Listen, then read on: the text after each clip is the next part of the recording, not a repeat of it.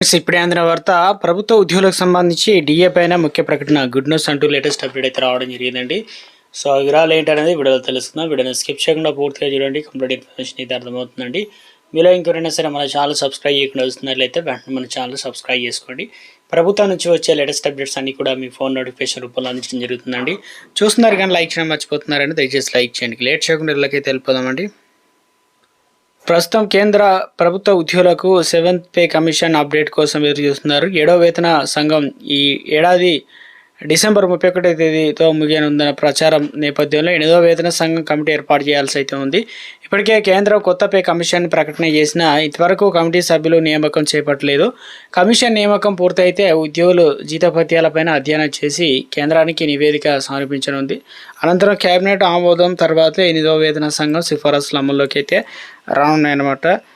ఇక ఏడాది రెండో డిఏ పెంపు ఎంత ఉంటుందనే విషయంపై దాదాపు క్లారిటీ వచ్చేసిందని నిపుణులు అయితే చెబుతున్నారు.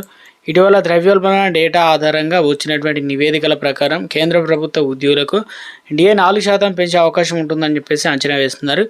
ఇది జరిగితే ప్రస్తుత డిఏ 50% నుంచి 59% పెరుగుతుంది. అయితే డిఏ పెంపు ప్రకటన ఇప్పుడే ఉండదు, దీపావళి సందర్భంగా ప్రకటించనుంది. కానీ జీతాల పెంపు ప్రకటన ఎప్పుడు వచ్చినా జీతాల పెంపు మాత్రం జూలై 1వ తేదీ నుంచి అమలు చేయనుంది.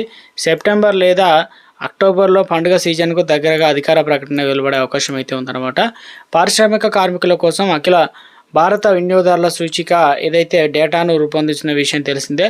ఇందులో ఏఐసిపిఐ ఐడబ్ల్యూ డేటా మే నెలలోన 0.5 పాయింట్లు పెరిగి ఇక 144కు చేరుకుంది. ఇక గత 3 నెలల్లో స్థిరమైన పెరుగుదల ఉండడంతో డిఏ పెంపు క్రితంసారి కంటే అధికంగానే ఉంటుంది. మార్చిలో 143, ఏప్రిల్లో 143.5, మేలో వచ్చేసి 144 పాయింట్ల వద్ద అయితే ఉందన్నమాట. అదే ధోరణి కొనసాగిస్తూ జూన్ నెలలో ఇండెక్స్ 144.5 పాయింట్లు పెరిగితే 12 నెలల సగటు దాదాపు 144 ఏదైతే 17కి చేరుకునే అవకాశం అయితే ఉంది. ఇప్పుడే డిఏ రేటు 58.85% అంటే